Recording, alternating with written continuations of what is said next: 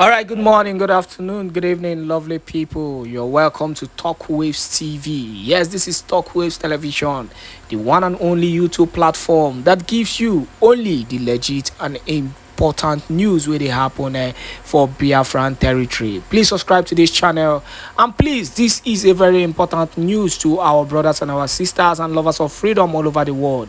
Make sure you share this video. If you are seeing this video, share it so that every Biafran will know what is happening in Biafran land. Enjoy.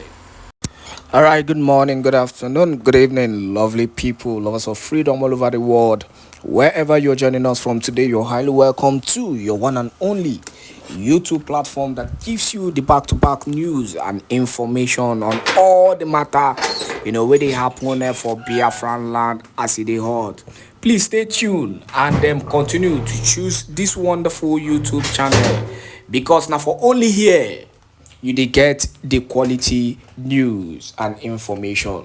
Now straight to the news where I carry come for you, because this is a very controversial issue. Una remember when Nnamdi Kanu, the leader of the indigenous people of Biafra, Onyendu himself, been dey holla, him been dey shout, him been dey scream to the world, say these BH terrorists where they ravage the so-called contraption called Nigeria, say dem get link to Nigerian military. Also, make we leave Nnamdi Kanu own. Prime Minister Èkpá, the Prime Minister of the Biafran government in exile, and the only man that is single-handedly carrying the Biafran struggle at this time, at this critical time. In his intelligence, he has been saying this over and over again, that the Nigerian military are linked with these BH terrorists and bandits. I remember in one of his, in fact, it's not even one, he has said it numerous times, that the Nigerian military, these so-called soldiers that are meant to be safeguarding the lives and properties of the people, they are the ones who is terrorizing the country. They are the bandits. And that is why anytime he's referring to the Nigerian soldiers, he referred them to the Nigerian terrorist soldiers. And that is what they have actually turned to be. Now, the news where I carry come for you today, an army general who was forcibly who retired after he was detained, maybe they tried to shut him up, has come out to expose the Nigerian military.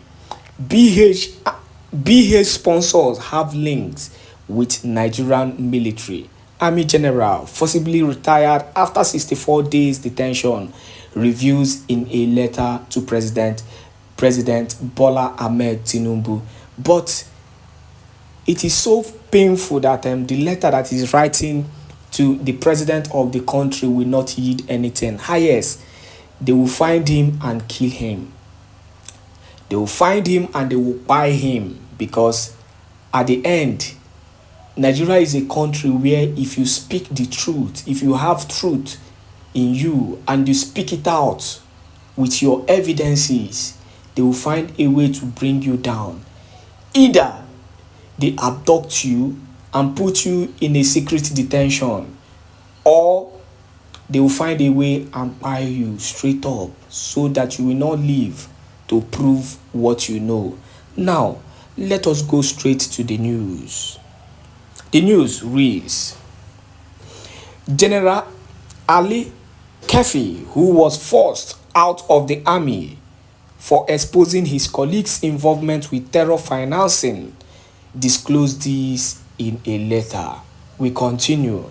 The former general officer commanding GOC, one mechanized division of the Nigerian Army, Major General Ali Kpai, has revealed that terrorism financing, procurement, and movement of arms and ammunition for BH terrorists and bandits have links to the military. General Ali Kefi, who was forced out of the army for exposing his colleagues' involvement with terror financing, disclosed this in a letter to President Bola Ahmed Tinubu, which also detailed his arrest, detention, and compulsory retirement. The most worrisome aspect was that some of the individuals involved in terrorism financing of BH terrorists and bandits, and who were also involved in procurement and movement of arms and ammunition for BH and bandits, had links with the military, he stated. Ali Kefi, who headed Operation Service-Wide (OPS), set up by former President Muhammadu Buhari to investigate those involved in terrorism financing, said his arrest, detention, and compulsory retirement followed the report of his team, which exposed the involvement of senior government officials, a top banker, and a top military brass in terrorism financing. Ali Kefi, in the letter published by This Day, revealed that he headed a presidential investigative task force instituted board of inquiry (BOI) convened by Major General B.M. Mongunu, the former National Security Advisor (NSA), which sat in the office of the National Security Advisor (ONSA) for 5 weeks from early January to late February 2020. I was the president of the BOI with members/secretary drawn from the NSC, NIC, DSS, NIA, ONSA, and NFU, as well as from the Board of Inquiry, BOI, which largely conducted its work as an investigative body tasked to investigate circumstances surrounding the illegal smuggling of petroleum products contained in 168 oil tankers in Benin Republic through a single smuggling route in Ilesa, Babara in Kwara State, he said. He said the BOI went further to uncover 295 oil tankers that conveyed premium motor spirit (PMS) and the major smugglers identified. The petition stated that the BOI made a significant discovery regarding the relationship between the smuggling racket, the terrorism besetting the Northeast, and the banditry or kidnapping for ransom, which was at its formative stage in the Northwest and parts of North Central geopolitical zones. These, he claimed, included the illegal mining of minerals in the Northwest and North Central and large-scale laundering of mostly funds meant for counter-terrorism or insurgency operations that were ongoing mostly in the northern region of the country. A syndicate which had extensive network in the country as well as being affiliated to international criminal network was as the center of moving financings from terrorism for other criminal activities stated above, he said. He added, it was thus apparent that terrorism and insurgency in the Northeast, Northwest, and North Central were a criminal enterprise and were largely undertaken with profit rather than any ideology as the primary motive. Thus, we at the BOI arrive at the obvious conclusion that progress cannot be achieved except the financiers, collaborators, supporters, and the leadership of the terrorists and insurgents group are identified and the network dismantled, he said. The petitioner said recommendations on the findings were made and submitted to the presidency but were swept under the carpet because of the powerful individuals involved.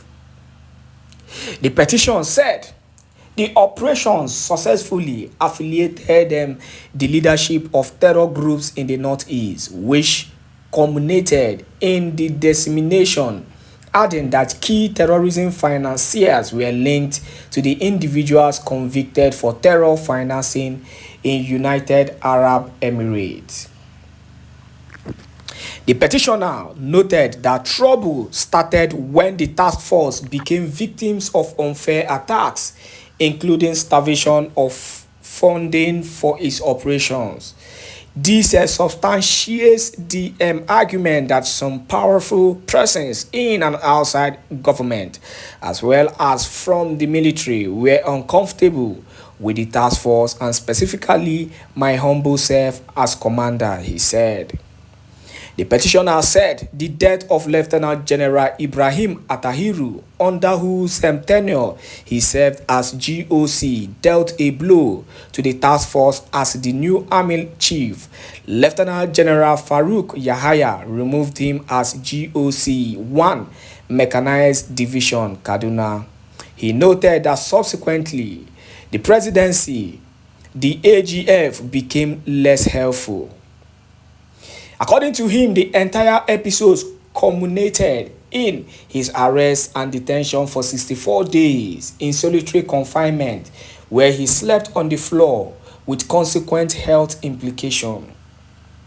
He went further to lament that the most painful part of his experience was that President Buhari, who approved his headship of the task force, did not come to his rescue. Begging President Tinubu for his intervention on the matter, he said, kindly cause an investigation into the circumstances surrounding my arrest, my detention, my maltreatment, and compulsory retirement from the Nigerian army. He also sought a review of his compulsory retirement from the army and that it should be commuted to voluntary retirement, as well as approved compensation for the expenditure incurred by the task force in hiring vehicles and quarters. These should include compensation for the pains and injuries suffered while incarcerated and approval of personal security, he said. This is a very serious accusation, and with the way this man is saying with his fact, you will agree with me, because the truth is that we already know. No matter how you want to see it, we already know the truth, the reality of what is really happening in this so-called contraption called Nigeria. That is why when people like Simon Èkpá, and Mazi Nnamdi Kanu keep on clamoring and hammering on Biafrans, to take the Biafran struggle serious, because that is the only route, of survival. This so-called country is so bad because there are so many bad eggs at the top. And honestly, the former president, in the person of Muhammadu Buhari, destroyed the peace of this country. He surrounded himself with his BH brothers. Do not forget how he was giving them amnesty. He will give them amnesty and put them in the military straight up to continue their work. The reality is that there is nothing again to be said about this country except for the total dissolution of the country. Let Biafra come, because that is the only way the freedom of our people can be assured. And all we have been fighting for will not be in vain, and those who have died during the struggle will not also be in vain. On that note, I say once again, thank you for joining me on this wonderful YouTube platform. You are only sure of getting only the quality news and information on this YouTube platform. We don't carry another matter come for you. Please make sure you share this news to as many groups and many platforms as possible.